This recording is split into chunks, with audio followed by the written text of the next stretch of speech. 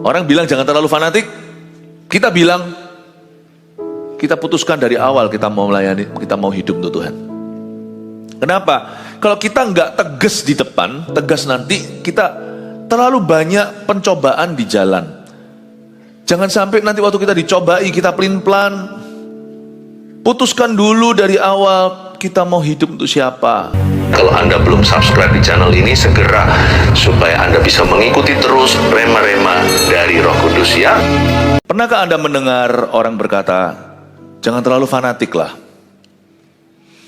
Jangan-jangan kita yang suka mematahkan semangat sesama orang Kristen, ngomong sama teman-teman kita, atau saudara kita, bahkan anggota keluarga, lu jangan terlalu fanatik. Gak usah tahu terlalu banyak lah, nanti justru tambah terluka, tambah sakit hati. Tambah tahu busuknya manusia, busuknya orang Kristen, hamba-hamba Tuhan, negatif sekali, pesimis. Kelihatannya baik hati, tapi gak benar tuh. Kenapa jangan terlalu fanatik adalah kalimat yang tidak tepat, karena Wahyu pasal 3, ayat 15 dan 16 munculkan dulu. Di depan sini, bunyinya, aku tahu segala pekerjaanmu, engkau tidak dingin dan tidak panas. Udah dimunculkan ya, jangan terlalu fanatik ini ya, ayatnya munculkan dulu Gi. Aku tahu segala pekerjaanmu, engkau tidak dingin dan tidak panas. Alangkah baiknya jika engkau dingin atau panas. Jadi karena engkau suam-suam kuku dan tidak dingin atau panas, aku Tuhan akan memuntahkan engkau dari mulutku. Wahyu pasal 3 ayat 15 dan 16.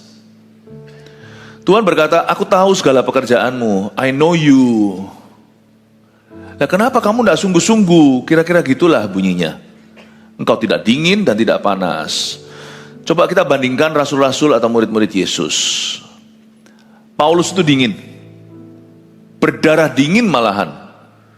Kemarin baru saya ajarkan tentang Rasul Paulus kepada anak-anak Anda, cucu-cucu Anda atau cicit-cicit Anda. Kemarin tempat ini penuh sekali, dan di semua gereja kita di seluruh dunia kita live streaming Bible Study Eagle Kids. Paulus itu berdarah dingin. Dia pergi kemana-mana, khususnya di kota Damsyik, tangkepin tuh orang Kristen, jeblosin ke penjara, bahkan bunuh mereka. Petrus itu panas. Dia malah justru orangnya gegabah, emosian, potong telinga, dan gampang marah. Dan dia sangat-sangat zealous atau sangat-sangat bersemangat untuk Tuhan. Dia berapi-api banget. Malah justru menurut saya kadang-kadang apinya kurang hikmat. Yudas itu loh separuh-separuh, setengah-setengah. Dia gak fanatik kemana-mana. Itu Yudas. Yudas itu cinta Yesus, pengkhianat total, enggak juga, dia menyesal. Dia lemparkan 30 keping perak tersebut ke dalam bait suci, ke dalam bait suci. Dilemparkan dia lemparkan ke satu tempat. Lalu dia bunuh diri. Tipe orang suam-suam kuku yang enggak fanatik ke kiri, tidak ke kanan adalah orang yang, gimana ya? Orang yang, kalau Kristen ya, dia karena kenal Tuhan, dia nggak bisa pol-polan di dunia, nggak bisa maksimal. Tapi di gereja dia nggak bisa sungguh-sungguh juga, karena terlalu duniawi hati itu. Hatinya terlalu banyak dunianya, dia nggak bisa mengasihi Allah dengan segenap hati jiwa. Tapi nanti kalau di dunia, dia tahu surga neraka, dia juga nggak bisa rusaknya itu brol-brolan. Yudas lah, cinta Yesus ya kagak, lumayan. Tapi suruh benci Tuhan waktu dia sadari Yesus tidak bersalah, dia juga nggak tahan. Nggak ada orang yang suam-suam kuku atau tidak sungguh-sungguh berakhir baik. Semua pasti dimuntahkan dari mulut Tuhan. Mendingan Paulus yang berdarah dingin, dia bertobat sungguh-sungguh. Petrus yang berdarah panas, berhikmat nanti. Yudas, di mana dia? Kalau bukan berakhir di akal dama, tanah berdarah. Mungkin tidak terlalu ekstrim lah ya. Tetapi nggak terlalu ekstrim selalu. Nggak selalu ekstrim hasil akhirnya orang suam-suam kuku. Tetapi yang pasti, pasti mereka pasti akan keluar dari hadirat Allah. Dan mereka pasti akan terpental dari rencana Bapa. Markus 12 ayat 29-30 bunyinya. Jawab Yesus, hukum yang terutama ialah, dengarlah hai orang Israel, Tuhan Allah kita, Tuhan itu Esa. Kasihilah Tuhan Allahmu dengan segenap hatimu dan dengan segenap jiwamu dan dengan segenap akal budimu dan dengan segenap kekuatanmu. Yang terutama di dalam hidup ini, hukum yang terutama kan, meninggikan nama Yesus. Yang terutama di dalam hidup ini, memuliakan namanya. Haleluya, haleluya, saya mau cinta Yesus. Haleluya, haleluya, saya mau cinta Yesus. Hukum yang terutama ialah, dengarlah hai orang Israel. Dengar itu bukan dengan telinga kuping kita saja, tapi dengan hati. Tuhan Allah kita itu Esa. Karena dia satu, kita harus sungguh-sungguh. Kita tidak boleh bercabang hati. Jangankan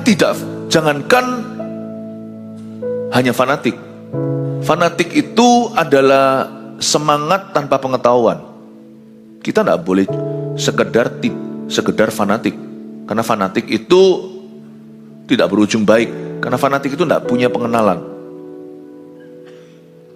Karena fanatik itu lebih mengandalkan insting. Kita harus radikal jadi anak Tuhan. Bukan ekstrim, harus seimbang. Tapi kita harus radikal. Kita totalitas sama Tuhan.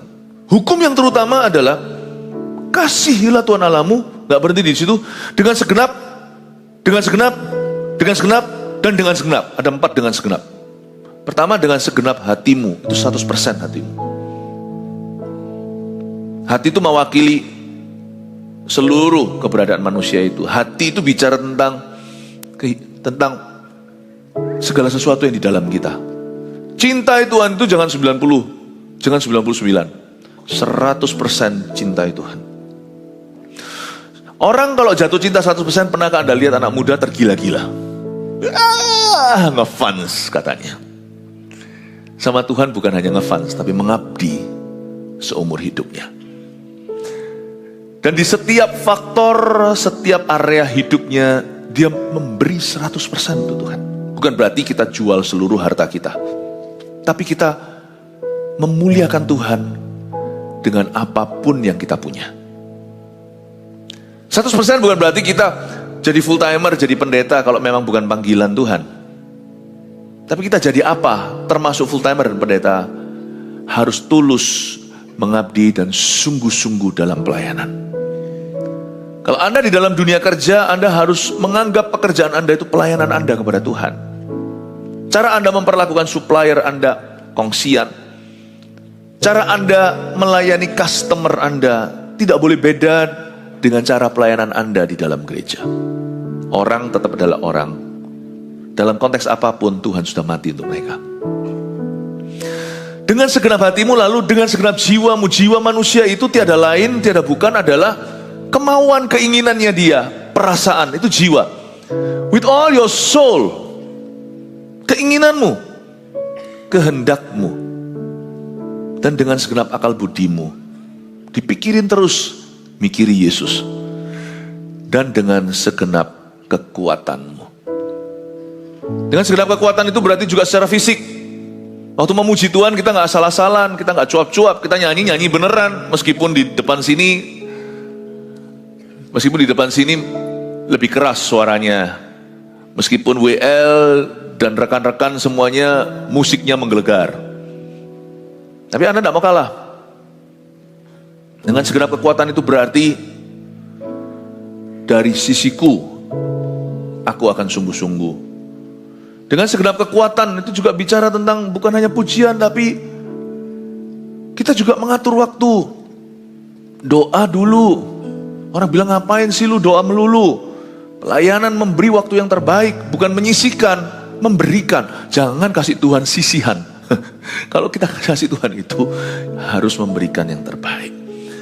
Jangan menyisihkan tapi memberikan. Kalau perlu mengorbankan itu dengan segenap kekuatan. Saya kasih poin-poinnya dulu, nanti baru saya tambahkan renungan Mazmur. Hari ini setiap ibadah seperti saya beri 2 khotbah dalam 1 khotbah. Tapi saya kasih dulu ada poin-poin yang bisa Anda catat. Nomor 1, ya, putuskan dari awal kita mau hidup untuk siapa. Orang bilang jangan terlalu fanatik. Kita bilang kita putuskan dari awal kita mau melayani, kita mau hidup untuk Tuhan. Kenapa? Kalau kita nggak tegas di depan, tegas nanti kita terlalu banyak pencobaan di jalan. Jangan sampai nanti waktu kita dicobai kita pelin-pelan. Putuskan dulu dari awal kita mau hidup untuk siapa. Hidupku bukannya aku lagi, tapi Yesus dalamku. Hidupku bukannya aku lagi, tapi Yesus dalamku. Yesus hidup dalamku. Hidupku bukannya aku lagi, tapi Yesus dalamku. Saya dibilang fanatik dulu sama anak lebih muda dari saya malahan. Saya bertobat umur 18, yang hina saya anak umur 14. Ketika dia tahu kita lagi anak-anak muda kumpul-kumpul, yang lebih muda itu justru lebih garang. Mereka semua pada cerita adventure petualangan mereka, cium cewek. Wah, aku pernah cium lo di bibir. Ada satu lagi, saya rasa dia membual lah.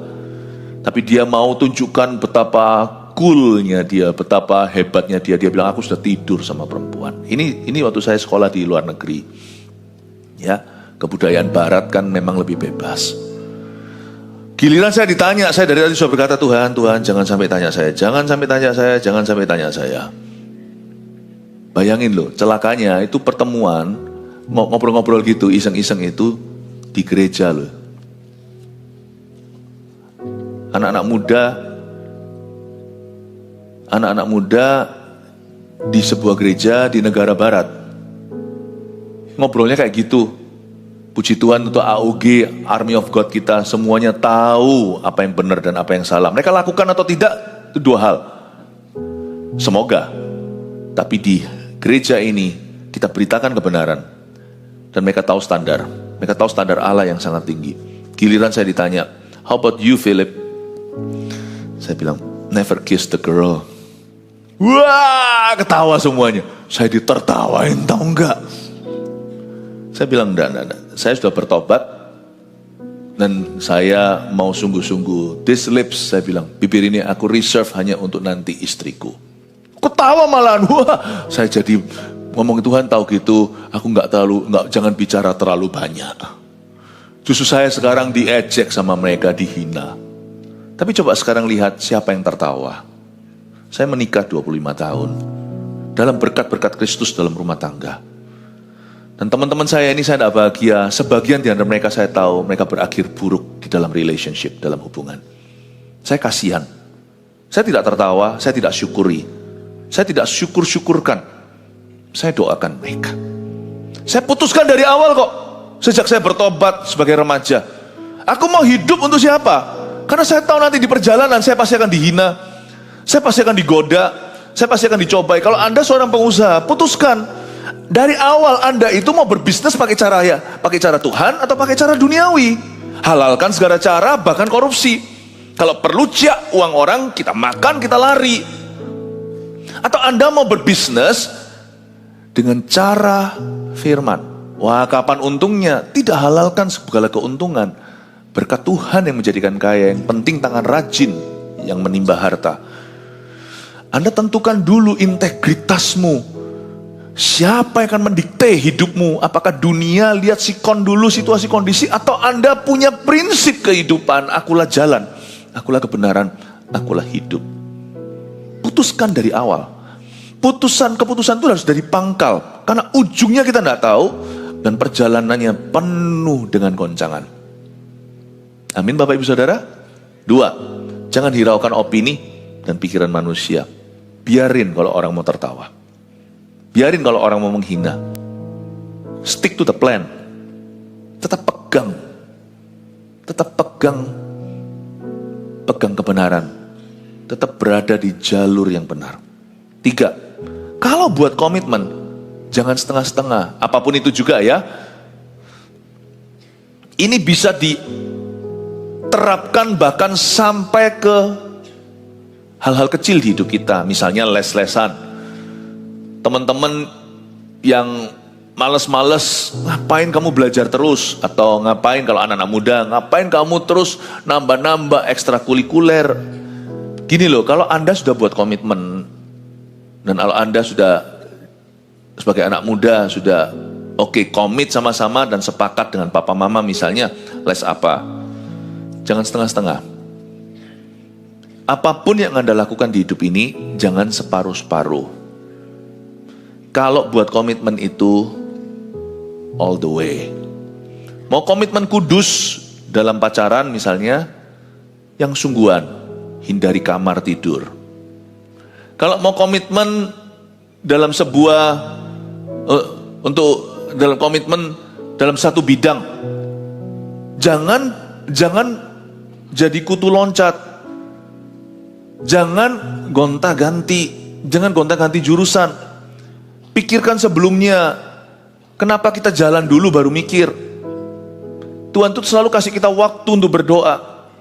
Tapi kalau sekali kita komit ke sesuatu, please sungguh-sungguh. Kalau buat komitmen jangan setengah-setengah Bapak Ibu Saudara. Mau bertumbuh, mau bergereja, tertanamlah. Jangan hanya datang sebagai jemaat, tapi ikuti programnya di gereja itu. Komit dengan apapun juga itu mesti 100%. Fanatik lah. Gak apa-apa. Asal kita tahu bahwa itu komitmen kita. Jangan takut orang bilang apa. 4, sudah buat komitmen jangan setengah-setengah. Asah segala kemampuan ke arah sana. Wah, kalau Anda tahu ini jalurmu,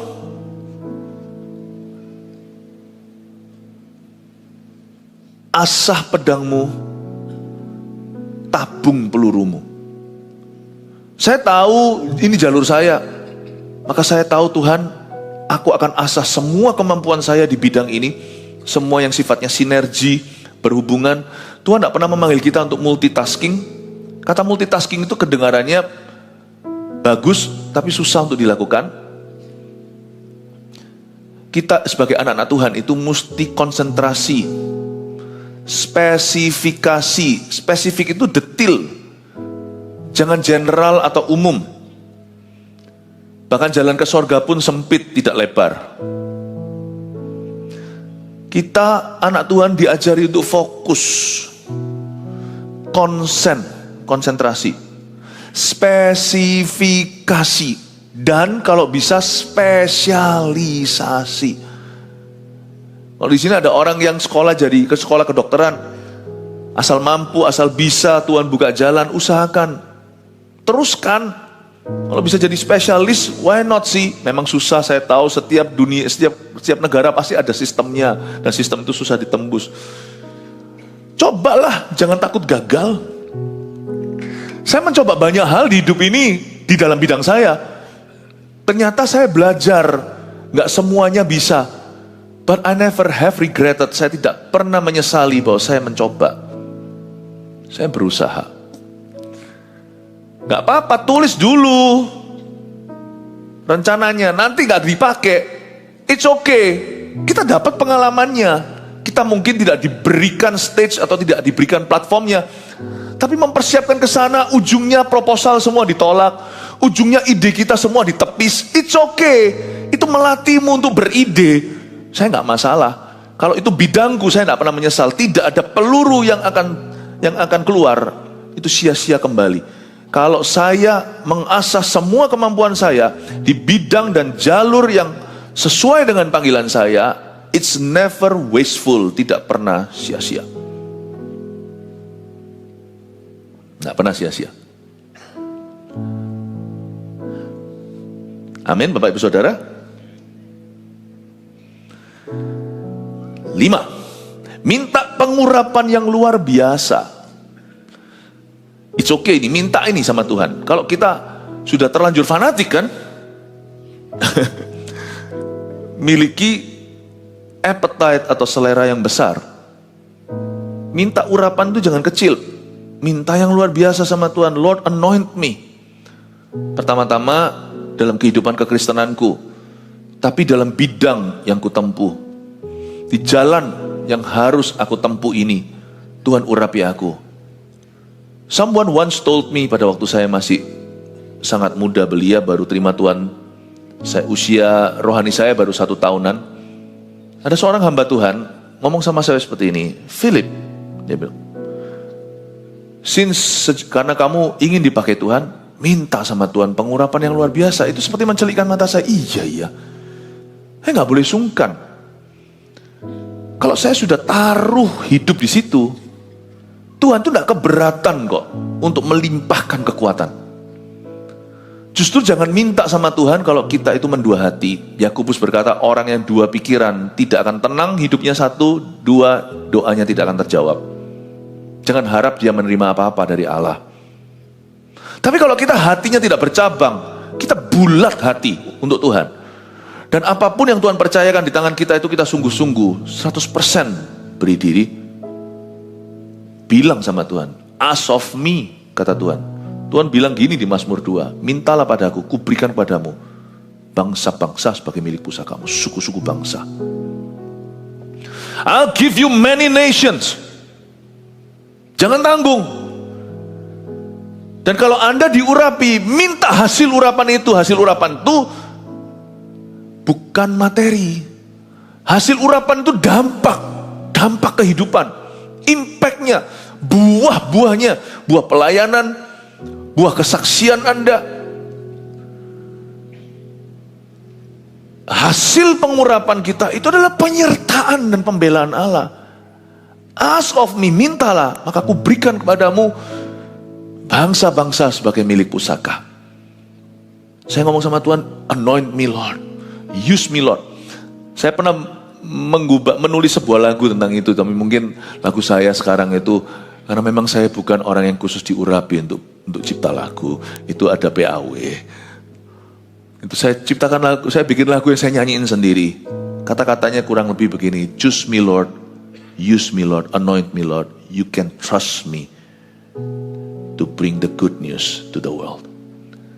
Pilih aku Tuhan, urapi aku Tuhan, kau bisa percaya kok sama aku akan membawa kabar baikmu ke dunia ini. Dan saya minta sama Tuhan, if you anoint me, show me results. Kalau engkau mengurapi aku, tunjukkan hasilnya. Orang pertama saya doakan, saya masih ingat tahun 1992, 33 tahun yang lalu. Tiba-tiba orang itu mendengar tulangnya sendiri bergerak, tak, tak, tak, tak.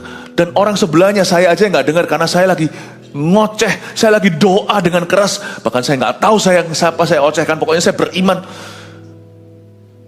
Dan dia kembali ke dokternya, orang itu habis kecelakaan berapa hari yang lalu, ditabrak mobilnya dari belakang. Jadi ini kan ada angka-angkanya, huruf-hurufnya ini, syaraf ini. L berapa, apa, itu banyak yang keluar. Orang ini sedang dalam terapi yang sangat serius. Saya doakan dia dengar suara tak, tak, tak, tak, dan keluarganya. Setelah saya doa begitu, lalu habis itu dibawa ronsen lah ceritanya, atau pokoknya di screening lagi. Jadwalnya dia besok setelah saya doakan itu harus check up lagi. Ya dia nggak sampai paralyzed, lumpuh, nggak, cuman ditabrak di belakang, der gitu. Untung dia pakai sabuk pengaman, tetapi sesuatu keluar. Dan waktu dicek, dokter yang ateis berkata, kok bisa begini? Apa yang terjadi dengan kamu? Nggak mungkin screening yang lalu salah, wong aku yang melakukannya. Kok bisa nggak match tuh? Masuk semua. Saya merinding loh. You challenge God, God will be always up to your challenge. Tuhan itu tidak pernah menolak iman. Petrus berkata, suruh aku jalan. Jalan di atas air, sini. Tuhan tuh selalu akan menanggapi tantanganmu kalau tantanganmu itu di jalurnya. Kalau tantangan Anda itu keluar dari kesungguhan hati. Karena Anda tahu panggilan Anda tahu bahwa itu adalah jalan yang memang harus kau tempuh. Challenge him. Tantangan kita itu bukan kurang ajar kok sama Tuhan. Tantangan kita itu justru menunjukkan keyakinan, kepercayaan kita kepada Roh Kudus. Kepada Allah yang Maha Kuasa. Saya nggak hiraukan orang ngomong apa, urusanku dengan Tuhan kok. Mau ditertawain kayak, mau apalah, mau disalah ngerti. I have no business with you. Aku tidak ada urusan denganmu. Untuk orang-orang yang begitu, saya mengasihimu, saya doakan supaya suatu hari kamu dicelikan matanya, lalu datang ke saya untuk belajar. Saya berdoa supaya Anda berubah pikiran, tapi please jangan bilang kepadaku jangan fanatik lu, karena itu tidak akan mengubah apa-apa dalam diri saya, nggak ada efeknya. Karena aku memang dari awal memang mau fanatik sama Tuhan. Lu mau apa? Saya sudah tentukan dari depan. Saya dari awal memang mau menjadi orang yang berhasil. Mau apa? Saya dari awal memang mau jadi orang yang diurapi dan berbuah. Mau apa? Saya memang dari awal mau jadi orang yang berdampak. Dan saya tidak akan menyesal. I'm not sorry. Jika ada orang berkata sama kita, kamu tidak bisa, it's okay, tinggalkan orang itu, jangan benci, doakan dia, tapi tinggalkan, berbalik arah, kasih dia punggung, dan tunjukkan gimana cara melakukannya, sampai dia berkata, oh ternyata bisa. Saya tidak akan buktikan ke orang itu. Saya tidak akan jawab keraguannya dia. Dia meragukan, it's okay, saya tinggal melakukan, nanti suatu hari dia belajar sendiri, ternyata bisa tuh. Ini bukan arogan. Anda harus punya keyakinan. Kerendahan hati itu bukan minder. Kerendahan hati tidak ada hubungannya dengan perasaan rendah diri. Rendah hati itu tahu diri. Kita tahu bahwa kita bukan sumbernya, Tuhan sumbernya, dan kita adalah alat, Tuhan adalah pokok, kita adalah carangnya, kita akan berbuah. Kerendahan hati itu tidak ada hubungannya dengan tidak percaya diri. Kerendahan hati itu percaya Tuhan. Makanya kita percaya apa yang Tuhan taruh dalam diri kita. Minta pengurapan yang luar biasa. Jangan setengah-setengah. Amin Bapak Ibu Saudara. Itu baru keyakinan yang benar. Jangan takut dan hiraukan apa kata manusia. 5 munculkan. 1, 2, 3, 4, 5. Des. Ya, tolong difoto. Karena setelah ini saya kasih, kita akan baca Mazmur. Silakan. Oke, haleluya, kasih tepuk tangan Tuhan Yesus. Dan kalau ketika memberikan tepuk tangan, kita juga harus dengan segenap kekuatan. Nah itu dia. Beda level, terima kasih Tuhan berkati. Mazmur 16 ayat 1 sampai 6, kita merenungkan suatu Mazmur ya. Ini adalah Mazmur Daud, Miktam dari Daud. Kata miktam itu artinya golden, emas. Kata miktam artinya excellent. The excellent will stand before kings. Kitab Amsal. Orang yang cakap dalam pekerjaannya akan berdiri di hadapan raja-raja. Kata miktam di sini adalah excellency. Ya, jagalah aku ya Allah, sebab padamu aku berlindung. Aku berkata kepada Tuhan, Engkaulah Tuhanku, tidak ada yang baik bagiku selain Engkau. Orang-orang kudus yang ada di tanah ini, merekalah orang mulia yang selalu menjadi kesukaanku. Bertambah besar kesedihan orang-orang yang mengikuti Allah lain. Aku tidak akan ikut mempersembahkan korban curahan mereka yang dari darah, juga tidak akan menyebut-nyebut nama mereka di bibirku. Ya Tuhan, Engkaulah bagian warisanku dan pialaku. Engkau sendirilah yang meneguhkan bagian yang diundikan kepadaku. Tali pengukur jatuh bagiku di tempat-tempat yang permai. Ya, milik pusakaku menyenangkan hatiku. Katakan amin. Jagalah aku ya Allah, sebab padamu aku berlindung. Kemungkinan besar Daud sedang dalam masalah. Dia sampai minta perlindungan, berarti dia sedang dalam bahaya. Tapi karena dia itu sudah membangun hubungan yang dekat dengan Tuhan, dan hidupnya sungguh-sungguh, di dalam masalah, Daud punya pegangan. Orang yang tidak pernah fanatik kemana-mana, tidak pernah totalitas, itu nanti kelihatan dia goyang saat dia di dalam problema. Karena dia tidak akan punya sandaran. Karena itu saya tidak pernah khawatir dengan kalimat ini dilemparkan ke saya, kamu jangan terlalu fanatik. Baik itu bisa pula itu suatu waktu terjadi dalam hidupmu oleh orang-orang terdekat di sekeliling Anda. Tidak usah terlalu fanatik. Jangan benci mereka, jangan bantah. Ya, jangan bantah. Tapi juga jangan berubah karena kata-kata mereka.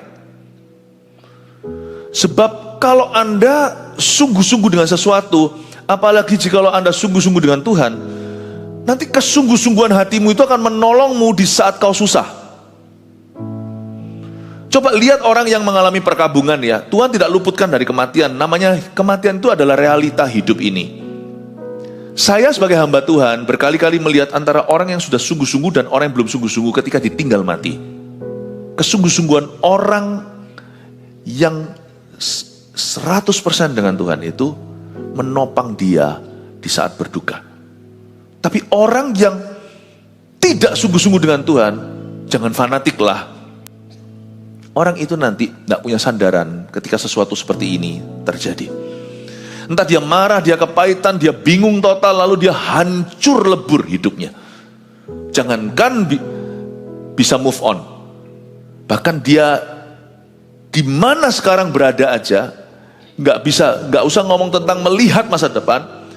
Masa lalunya pun aja sudah penuh penyesalan, masa sekarangnya penuh kebingungan. Saya melihat orang yang sungguh-sungguh itu punya pegangan ketika dia di dalam himpitan. Jagalah aku ya Tuhan, sebab padamu aku berlindung. Aku berkata kepada Tuhan, Engkaulah Tuhanku, tidak ada yang baik bagiku selain Engkau. Daud ini benar-benar 100%. Tidak heran dia itu disebut sebagai seorang raja yang berkenan kepada Tuhan. Dalam bahasa Inggrisnya, a man after God's own heart. Bahasa Indonesianya berkenan. Bahasa Inggrisnya artinya seorang yang ngejar hati Tuhan.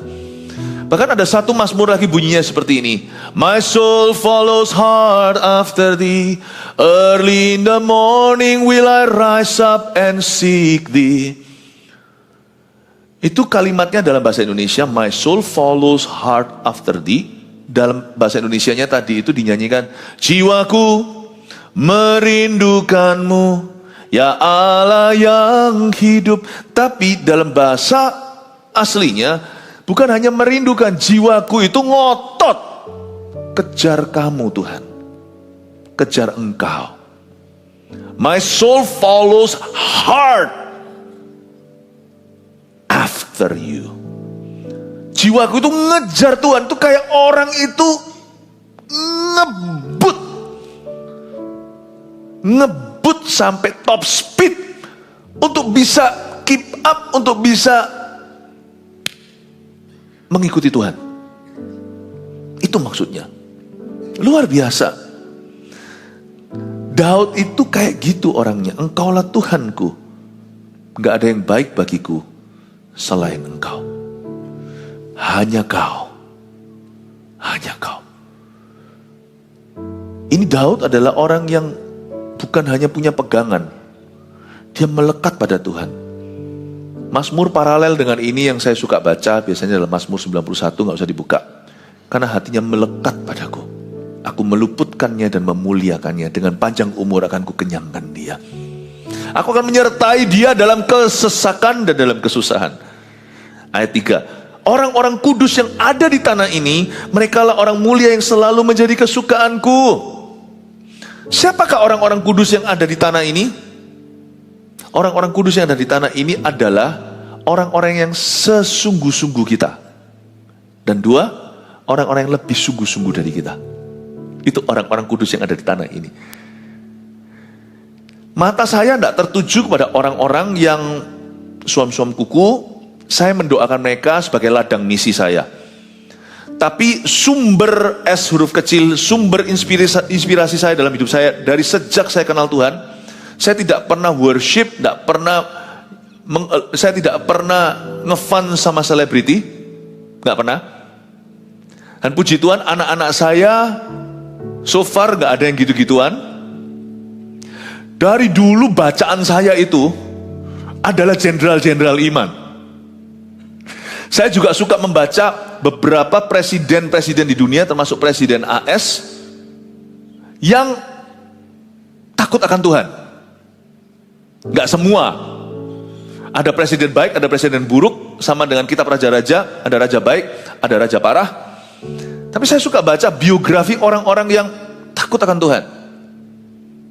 Success story mereka, bukan hanya suksesnya, yang fair juga. Saya juga suka membaca, tidak berbahagia atas kelemahan mereka, tapi saya juga suka membaca di mana mereka gagal, agar saya belajar.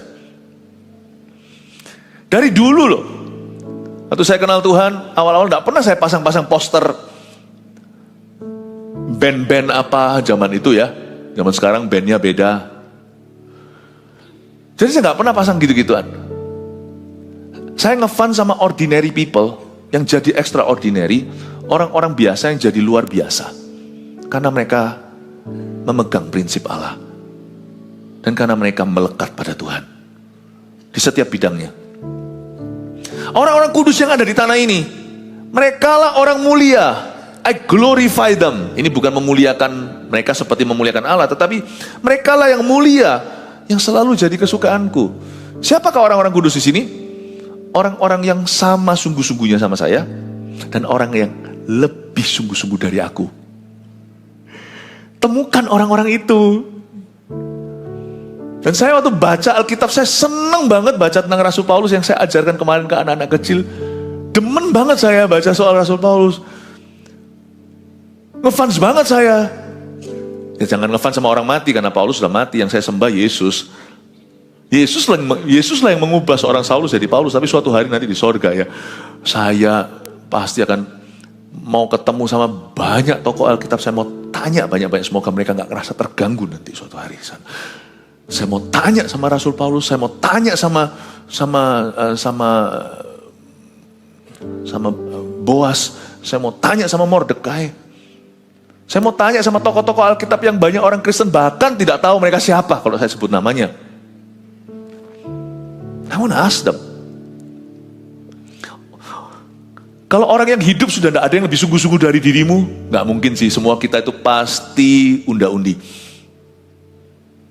Tokoh-tokoh Alkitab ini menjadi inspirasiku. Dan ada banyak cerita-cerita orang-orang yang sudah pergi. Luar biasa hidupnya. Billy Graham contohnya. Dwight Linwood Moody.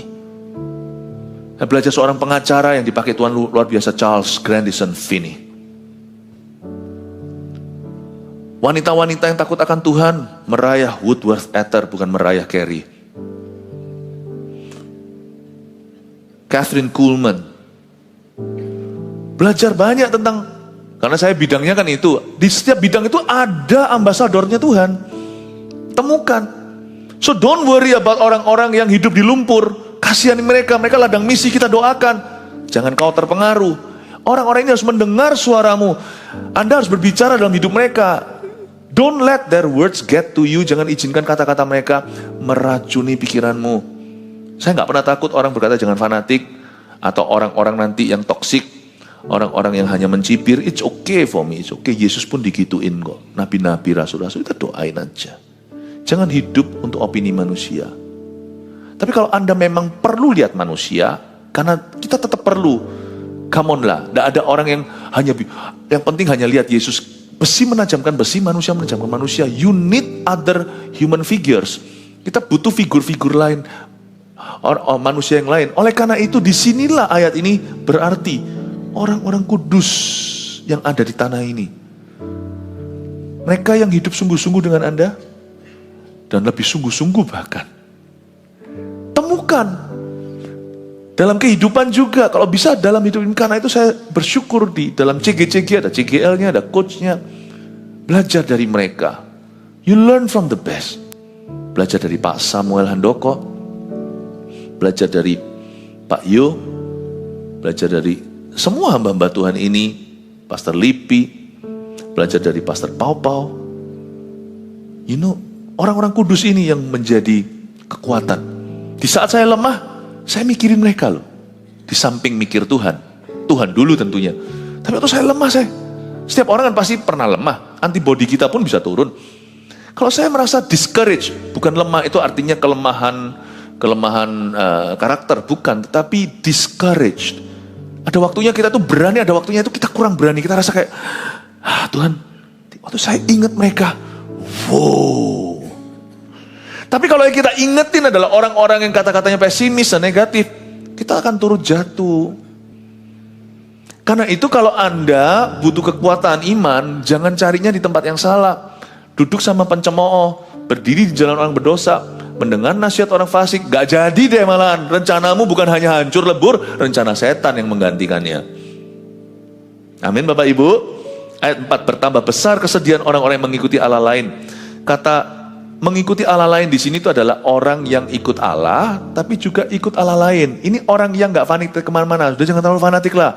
Tuhan oke, tapi ini juga oke kok.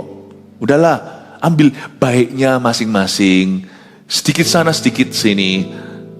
Apa namanya, dulu juga ada lagu A Little Bit of in my life, a little bit of in my life, itu loh. Apa lagu apa itu yang cowok yang nyanyi nyebut nama-nama cewek, a little bit of Susi in my life, a little bit of Susan in my life, a little bit of, nggak pernah punya istri dia, karena playboy. Ini itu ya, ini ya. Dalam dunia hubungan, relationship juga ada yang namanya jangan terlalu fanatik lah. Nggak usah satu wanita, sedikit dia, sedikit itu, sedikit ini. Bukan itu rencana Allah. Bertambah besar kesedihan orang yang mengikuti Allah lain, orang yang pelin-pelan. Bertambah besar orang yang berkata Tuhan iya, tapi itu juga iya. Aku tidak akan ikut-ikut mempersembahkan korban curahan mereka yang dari darah. Juga tidak akan menyebut-nyebut nama mereka di bibirku. Ya Tuhan, Engkaulah. Wah, saya suka sekali. Fanatik banget nih Daud. Engkaulah, you are bagian warisanku dan pialaku. Only you. Engkau sendirilah yang meneguhkan bagian yang diundikan kepada aku. I trust you. Aku percayakan hidupku kepadamu. Apa yang kau undikan itu yang terbaik. Tali pengukur jatuh bagiku di tempat-tempat yang permai. Ya milik pusakaku menyenangkan hatiku. Orang yang sungguh-sungguh Tuhan take care dia. Udah gitu aja. Tuhan mengasihi semua orang, mati bagi setiap orang berdosa. Betul, tapi Tuhan hanya take care orang-orang yang setia padanya. Lu jangan pernah berkata, oh Tuhan mengasihi semua orang berdosa. Iya, dia sudah mati kok. Tapi dia gak bersekutu dengan mereka. Dia gak jalan sama mereka. Dapatkah dua orang tidak sepakat berjalan bersama? Dia hanya jalan dengan orang yang setia dan sungguh-sungguh dengan dia. Saya punya satu pegangan. Karena saya mau sungguh-sungguh dengan Tuhan. 100% saya gak berani klaim itu. Saya masih bertumbuh. Saya masih ada banyak kurangnya. Tapi paling tidak hatiku sudah segenap hati. Paling tidak Tuhan tidak usah khawatir tentang jiwaku, sudah segenap jiwa. Kalau aku gagal dalam setiap langkah, itu karena aku masih manusia. Tetapi hatiku tidak ada pertanyaan lagi. Jiwaku tidak ada pertanyaan lagi. Kekuatanku, aku berusaha nih.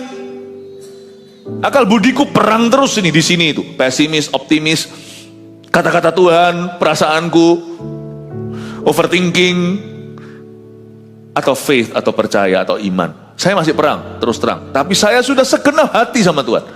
Saya gak takut. Karena saya tahu, waktu saya sungguh-sungguh tidak suam-suam kuku, Tuhan yang akan take care segala sesuatu di hidupku.